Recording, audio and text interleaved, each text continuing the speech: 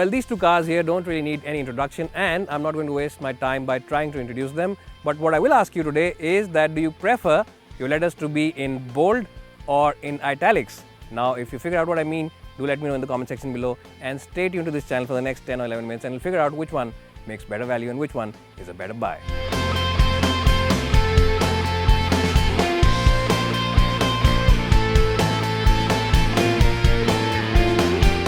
Well, let's start talking about the back seat first, because that is an area of key interest for a lot of mid-size sedan buyers. And I'm inside the Verna, and as you can see, headroom is quite okay for someone who is my height, which is 5'10" for reference. So someone who's about 6'1" or 6'2" should be quite okay. Knee also is just about decent. It's not the best, but it is decent. There is place below the front seats where I can stretch my feet. Now, this car can accommodate 3 people at the back, but the middle seat is slightly raised up. So whoever sitting here will be more comfortable than the passenger in the middle. On the plus side, the floor panel is almost completely flat. You also get your own AC vents, and you also get a charging point for your mobile phone, and you also get a good view of that very stylish dashboard up ahead. So let's jump in the front seat and figure out how good they are. Well, a lot of motoring journalists use the term game changer very loosely these days, but when it comes to the Hyundai Verna, it truly is a game changer when it comes to the features list. Now, this car comes with a long list of features including cruise control, automatic headlamps, a sunroof, as well as sat-nav options. But the biggest improvement over the old Verna are the front seats, because they are now air-cooled on the top-end version, and it is a feature that you will truly appreciate when you're driving around in Delhi or in any other area when the temperature outside is 40 degrees. It really is a game-changing feature.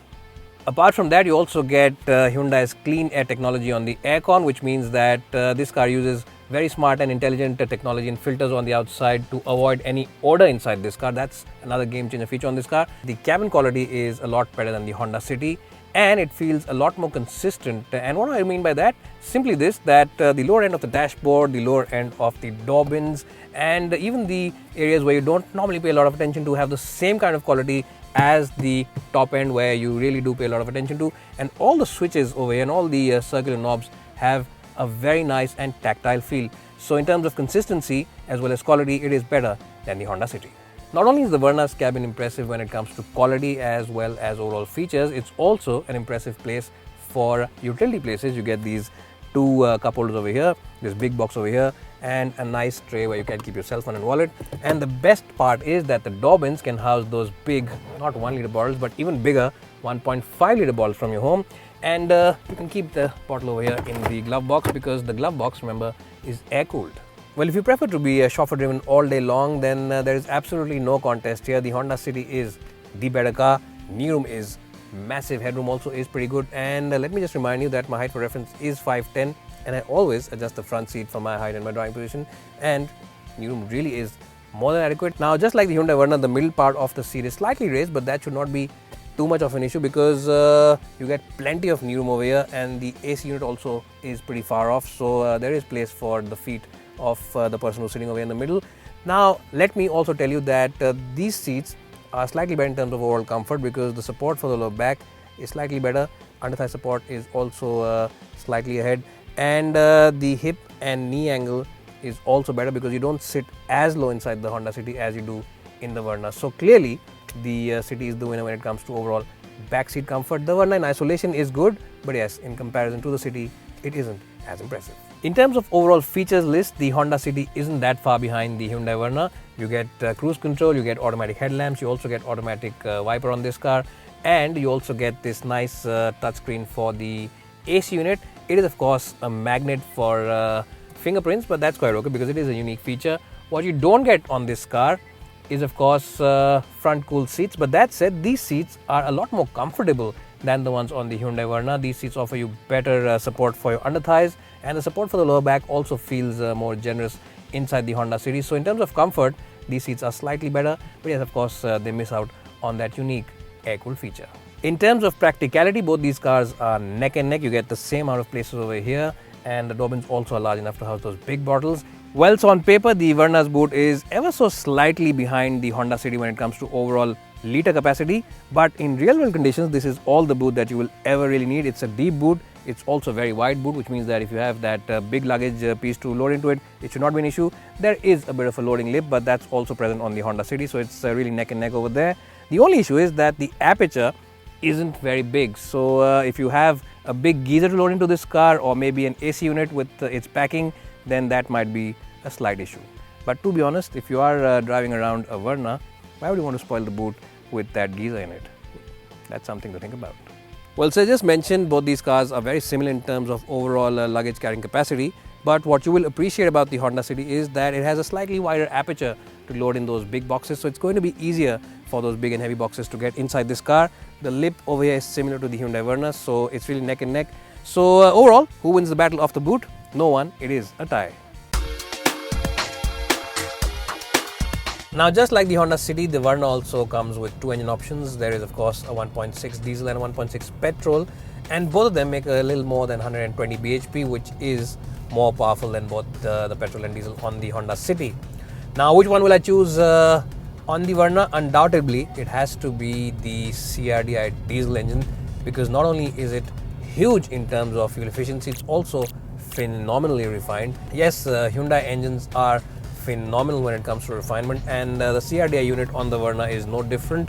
Now, even from cold, when you start off from cold, the Verna's engine does not display too much of clatter. There is a little bit of diesel clatter, but it's not overtly clattery. So that's something which is very nice. And when you rev it hard, most people in this car won't be able to tell if it's a diesel or a petrol. Refinement levels are so good, and I am not exaggerating at the moment when I say this. Hyundai cars have always had light steering wheels, and the Verna steering wheel is also pretty light compared to the City and its other rivals. But that said, it has good feedback, and it is genuinely a lot better than the outgoing Verna. Also, it is not so light that you start feeling nervous on the highway like the old Verna. This steering wheel has good feedback. It offers you very consistent feedback and feels a lot more sporty to drive than the outgoing car, and also a lot more sporty to drive than the Honda City with which we're comparing it today. Well, what you'll also like about the Hyundai Verna is its high speed stability. This car feels very, very solid when you're doing speeds in excess of 100 kph. As I said, a very nice car for people who are driving themselves, because it is an engaging car to drive. It offers you very good feedback, very good response from the steering wheel. The engine also is pretty responsive. The diesel engine is pretty responsive at faster speeds. But as I said, if you are buying the Verna, go for the diesel. It really is a phenomenal engine for sheer refinement as well as fuel efficiency. Well, in terms of cabin isolation, the Hyundai Verna has a slight advantage over the Honda City. It does feel better insulated from the engine noise, the tire noise, as well as the road noises. So which one will I choose if I have to be doing a lot of Delhi Chandigarh trips or Mumbai Pune trips? Well, to be honest, both these cars are nearly identical for highway use. The advantage that the Verna has is that it gets these cooled seats, and that's something that is very, very positive, because on a hot summer day you will really appreciate the cool seats on this car.